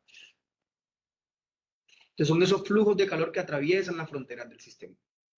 La solución de esa desigualdad de Clausius, ustedes saben, todos somos ingenieros acá, que para yo poder resolver esa desigualdad, yo la puedo resolver fácilmente introduciendo una constante. Entonces, si yo resuelvo esta desigualdad, me queda esto. Y este término que está aquí es entropía. Entropía. Entonces, ¿qué me queda? ¿Qué me queda?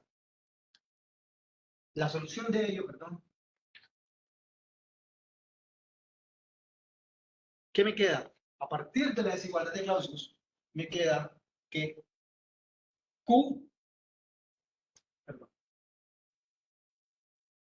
me queda que Q, o la sumatoria de los Q sobre T, es igual a delta de S.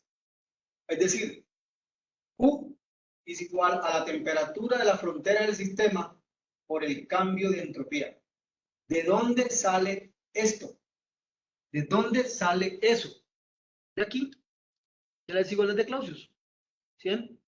La temperatura de la frontera del sistema la multiplico por aquí en la solución de esto me queda esto. Q igual T sub 0. Y aquí está la explicación de lo que nosotros nos interesa. Aquí está la explicación de lo que nosotros nos interesa. ¿Por qué? Porque el cambio de entropía es directamente proporcional al flujo de calor. Ahí está la clave. Los cambios de entropía o en la entropía son directamente proporcionales al flujo de calor. Por lo tanto, el calor es una irreversibilidad. El calor es una irreversibilidad. Entonces, a mayor calor fugado o a mayor calor producido, mayor es el cambio de entropía, más irreversible es el proceso y menos eficiente es. ¿Esto es? Eso es.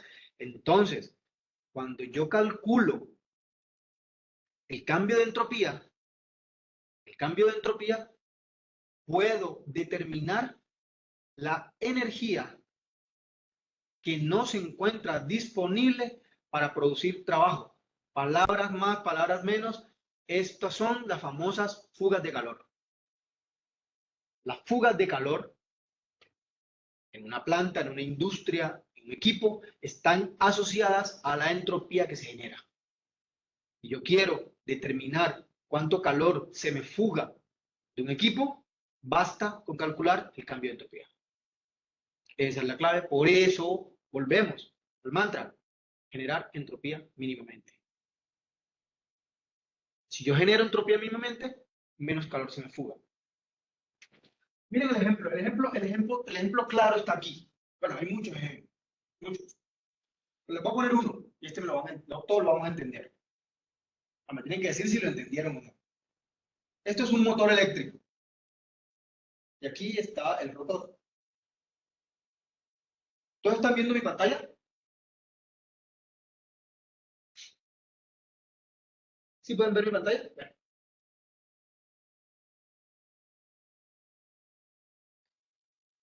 Un segundo que me están haciendo una pregunta. Ese calor que se fuga es el calor que se escapa hacia la frontera, sí. Sí, ese es el calor que se va hacia la frontera del sistema, que va al sumidero, mal llamado sumidero. Sí, tal cual. Bueno, miren este ejemplo. Este es un motor eléctrico. Un motor eléctrico. Este motor eléctrico, yo lo conecto aquí y genera, digamos, consume aquí 1 kilovatio. ¿Sí? Poniendo un ejemplo. 1 kilovatio. 1 kilovatio. Idealmente, ¿cuánto quisiera yo que produjera de torque o de energía mecánica ese motor? ¿Cuánto quisiera yo que se produjera? Yo, digamos, ¿cuánto quisiera que yo producir? 1 kilovatio. Yo quisiera que se produjera 1 kilovatio, pero no puedo producir 1 kilovatio. No puedo producir 1 kilovatio. Digamos que se puede producir 0.8 kilovatios. ¿Dónde están los otros 0.2? Porque tiene que cumplir la primera ley de la termodinámica. ¿Dónde están? Aquí están. Ahí están. ¿Qué son estos? Calor. Calor. Este es calor. Q. Ese es calor. Este es trabajo. W y Q. Q y W, las dos formas de interacción energética, primera ley de la termodinámica. Entra 1 kilovatio, 0.2 más 0.8, 1 kilovatio, sale 1 kilovatio, sale como 0.2, calor y trabajo, segunda ley de la termodinámica.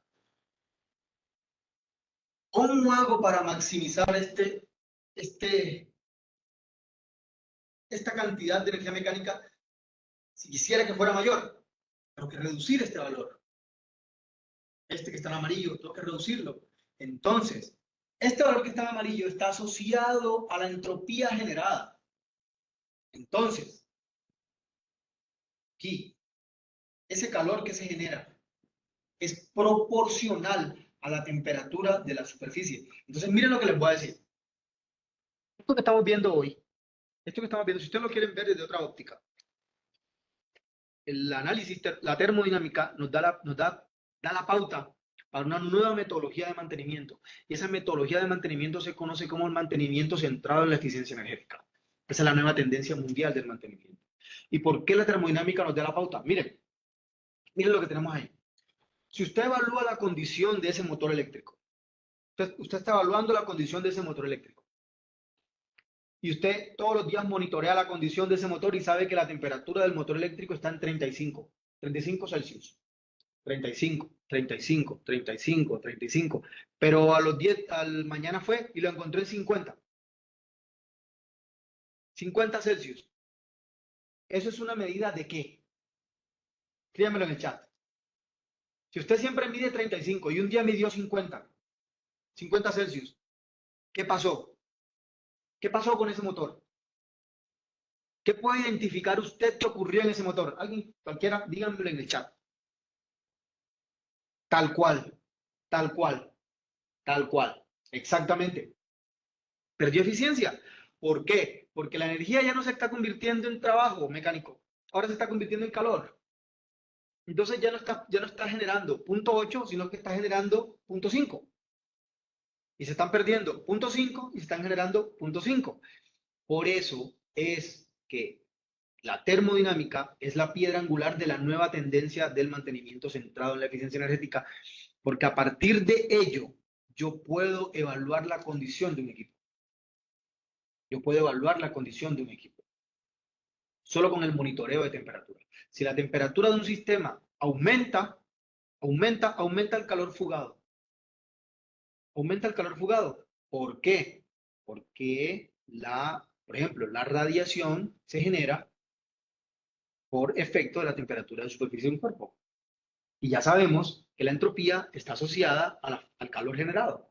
Entonces, entre mayor calor genero, mayor entropía genero, menos ineficiente es. Menos eficiente es, perdón. Más ineficiente es, lo que quise decir. Entonces, la magnitud de la ineficiencia de un equipo o de un sistema está asociado a la cantidad de la entropía que produce. Si yo puedo generar la entropía que produzco, la puedo generar, puedo maximizar la cantidad de trabajo producido. Espero que el ejemplo que les puse que haya sido claro y hayamos podido entender todo este concepto que hay aquí detrás. Bueno, muchachos.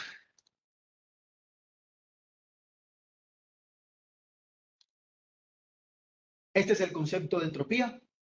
Es nuestro concepto clave, es nuestra herramienta de eficiencia energética para la optimización térmica. Entender, ¿sí? ¿Quieren una pausa? ¿De cuánto? ¿Voy muy rápido? Discúlpenme. Bueno, excúsenme pues, yo. Hagamos una cosa. Son las 8:30. Yo sé porque están agotados. Pero vámonos derecho hasta las 9 o 9:10 y ahí paramos. ¿Les parece? No nos extendemos hasta las 9:30. Entonces vámonos derecho hasta las 9 y ahí paramos. Y continuamos en la siguiente clase. Ven que son 2 clasecitas nomás. Es cortos. Son 2 clases nada más lo que tenemos. No nos vamos a ver poco. Entonces vamos directo hasta las 9 y ahí paramos. Alguien me hizo una pregunta, ya les voy a decir. ¿Cómo limita la segunda ley de la termodinámica la eficiencia energética de una empresa que produce etanol a partir de caña de azúcar? ¿Y qué estrategias podrían implementarse para minimizar la pérdida de energía en forma de calor durante el proceso de fermentación y destilación? Bueno, entonces, digamos, yo lo que le puedo decir de esto es cómo evitar el calor fugado. Bueno, lo primero que hay que hacer es siempre caracterizar, saber cuánto calor se está fugando. Digamos, hay como unos datos que nosotros tenemos y nosotros manejamos.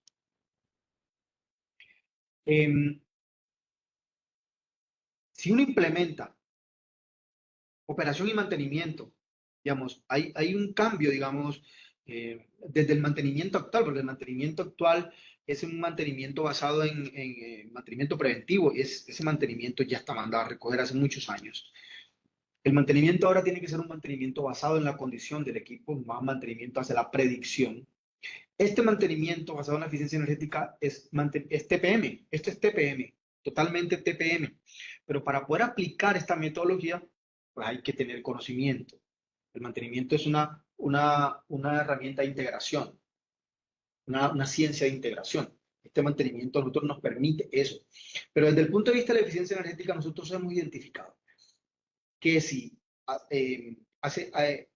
actuamos sobre el equipo, caracterizándolo y haciendo unas leves modificaciones o ajustes en la operación y el mantenimiento, podemos conseguir un ahorro del 10% a partir de la caracterización, estudiando el plan de mantenimiento del equipo, identificando cuáles actividades deben hacerse, cuáles actividades no se están haciendo bien, cómo se puede mejorar la optimización. Ahí tienen un ahorro del 10% mínimo. Sí, es TPM, exacto. Mantenimiento total productivo. El mantenimiento basado en la eficiencia energética es TPM puro. TPM puro. Entonces, este tipo de mantenimientos a nosotros nos genera ahorro rápido. ¿Por qué? Porque ya tienes la carga. Yo ahora les voy a mostrar un ejemplo. Lástima que no tenemos, digamos, bueno, tenemos poco tiempo para interactuar y pues bueno, si estuviéramos aquí en el aula de clase, pues seguramente pudiéramos hacer el ejercicio todos. Pero bueno, traje un ejercicio y les quiero mostrar algo que hice para mostrarles cómo se calcula esto, cómo se lleva esto a la práctica. En los últimos 15 minutos lo hacemos. Ya nos queda poco tiempo realmente. La aplicación de este tipo de mantenimiento, de este tipo de acciones genera ahorros inmediatos. Inmediatos. Inmediatos porque esto nos permite identificar, por ejemplo, aislamientos térmicos. Uno, es una acción. Revisión de los aislamientos térmicos, revisión de los espesores de aislamiento, que los espesores de aislamiento cumplan, ¿no? En sistemas de calentamiento, por ejemplo, en calderas pasa algo muy importante y los que tenemos algo de conocimiento de combustión, sabemos que una de las claves para la optimización de los fenómenos de combustión es controlar el aire en exceso. Si nosotros podemos reducir el aire en exceso, si yo reduzco el exceso de aire, entonces maximizo la temperatura interna del hogar de la caldera y reduzco la fuga de calor. El aire en exceso es clave en los fenómenos de combustión. En los fenómenos de combustión, incrementar el aire en exceso es el incremento de la entropía generada.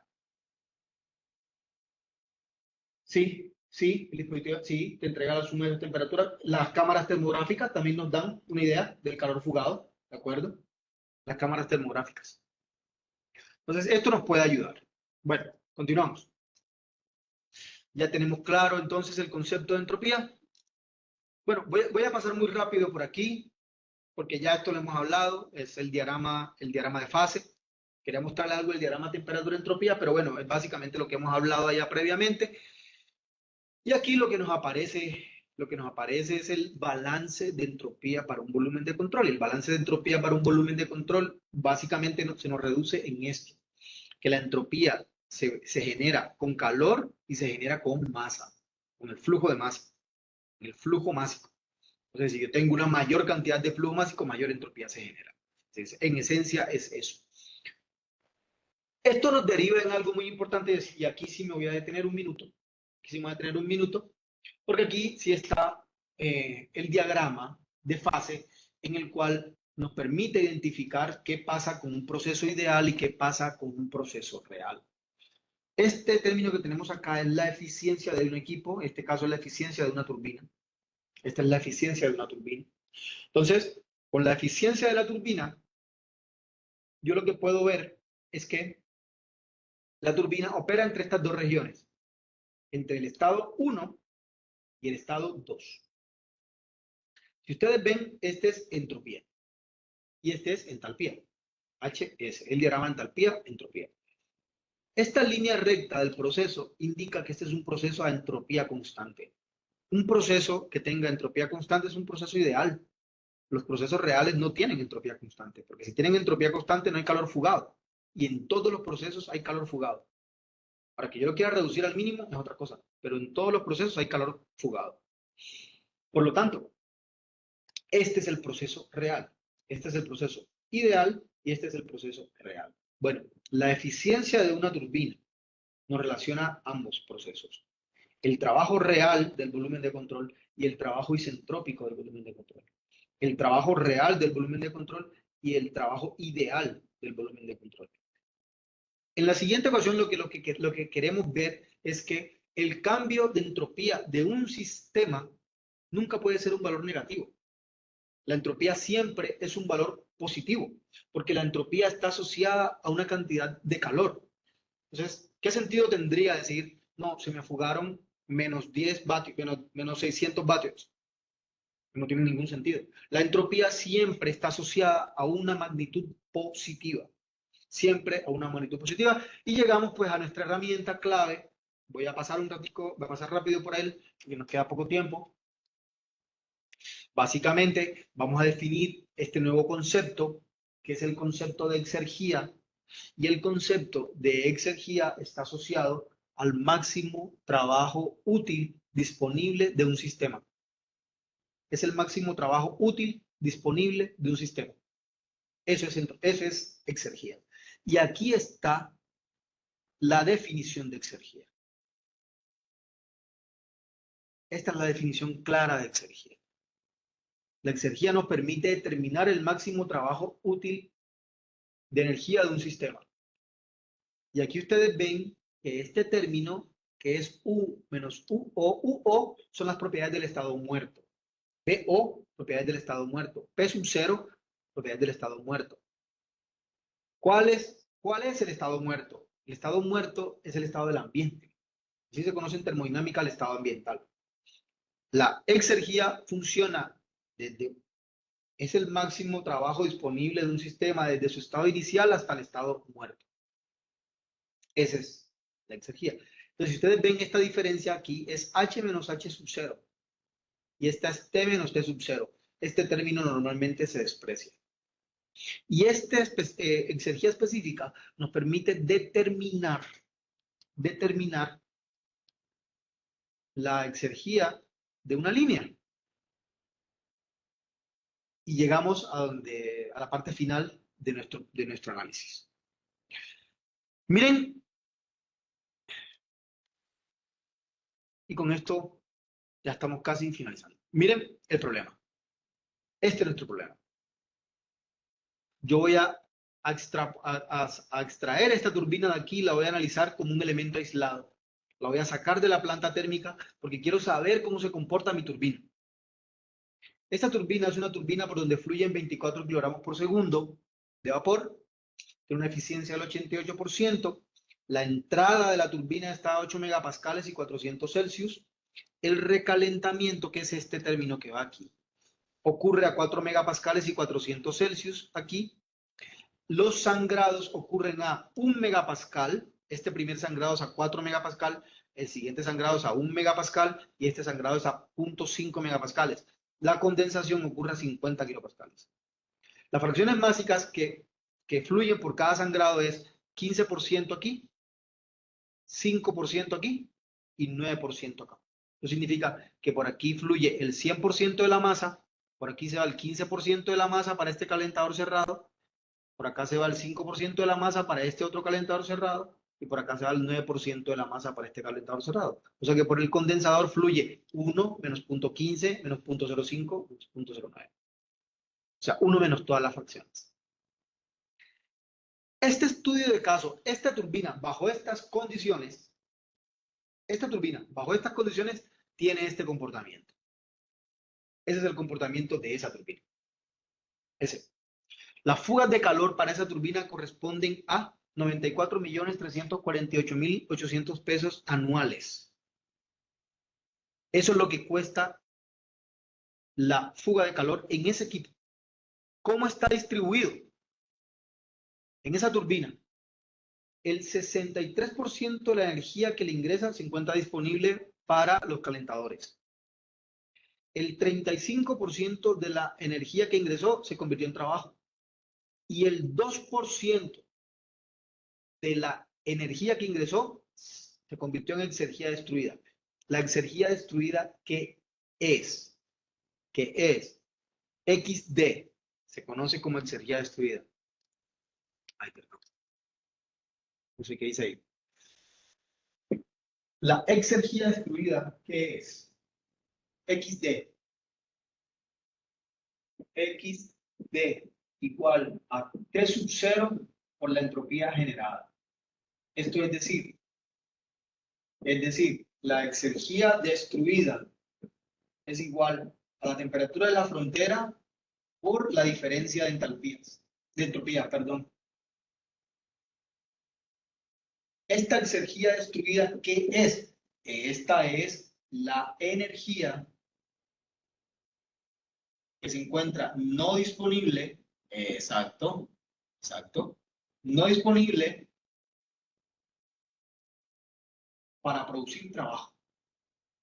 Esta es la energía que no se encuentra disponible para producir trabajo. En fin.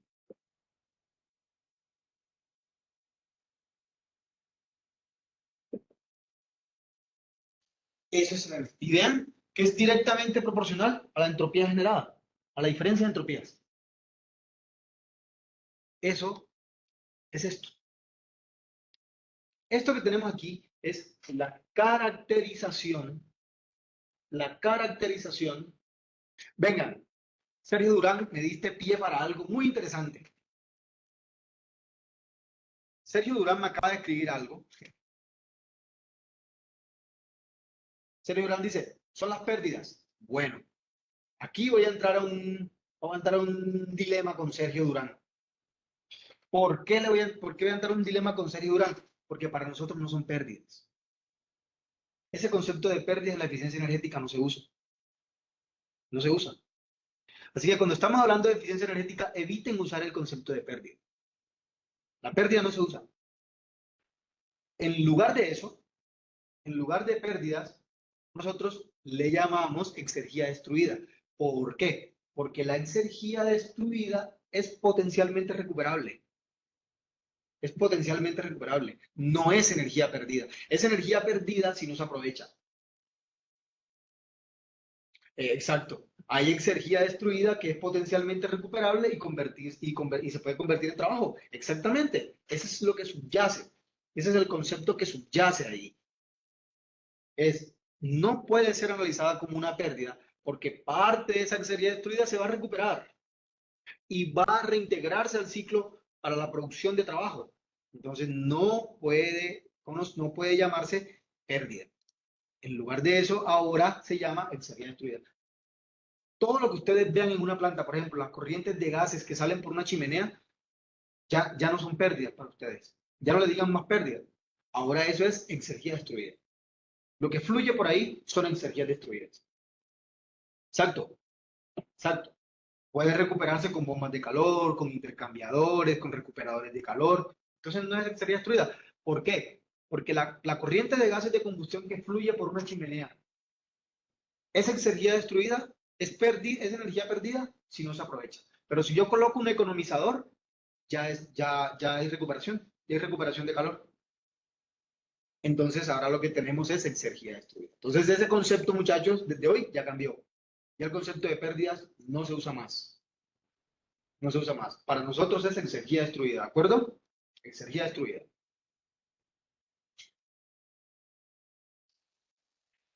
Bueno, seguimos con el ejemplo. Miren.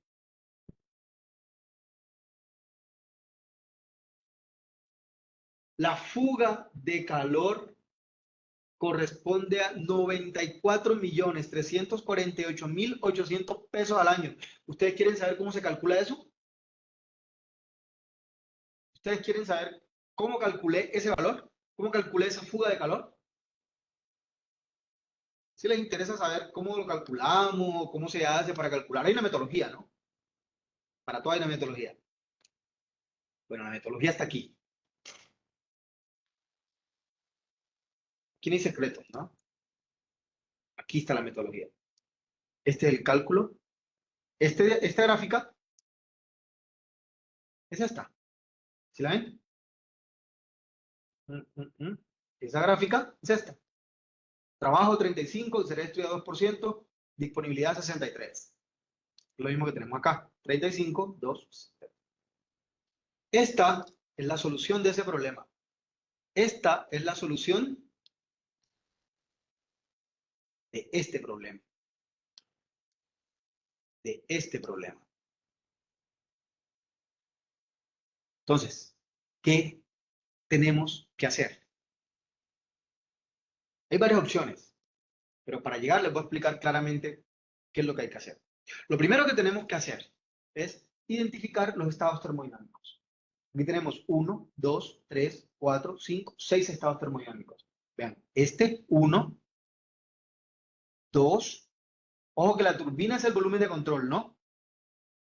1, 2, 3, 4, 5 y 6. Veanlo aquí. 1, 2, 3, 4, 5, 6. 6 líneas de presión, 6 estados termodinámicos. 6 estados. 1, 2, 3, 4, 5, 6 estados. 6 estados. 6 líneas. Línea 1, línea 2, línea 3, línea 4, línea 5 y línea 6. 6 líneas. Línea 1, línea 2, línea 3, línea 4, línea 5, línea 6. Entonces, lo que hacemos es determinar cada uno de los estados. ¿Cómo determinamos cada uno de los estados? Es lo primero que hay que hacer. Aquí, como les explica aquí. Cada uno de los estados se identifican aquí. ¿Dónde los resuelvo? Acá, en la tabla. Aquí en las tablas termodinámicas lo identifico y lo resuelvo.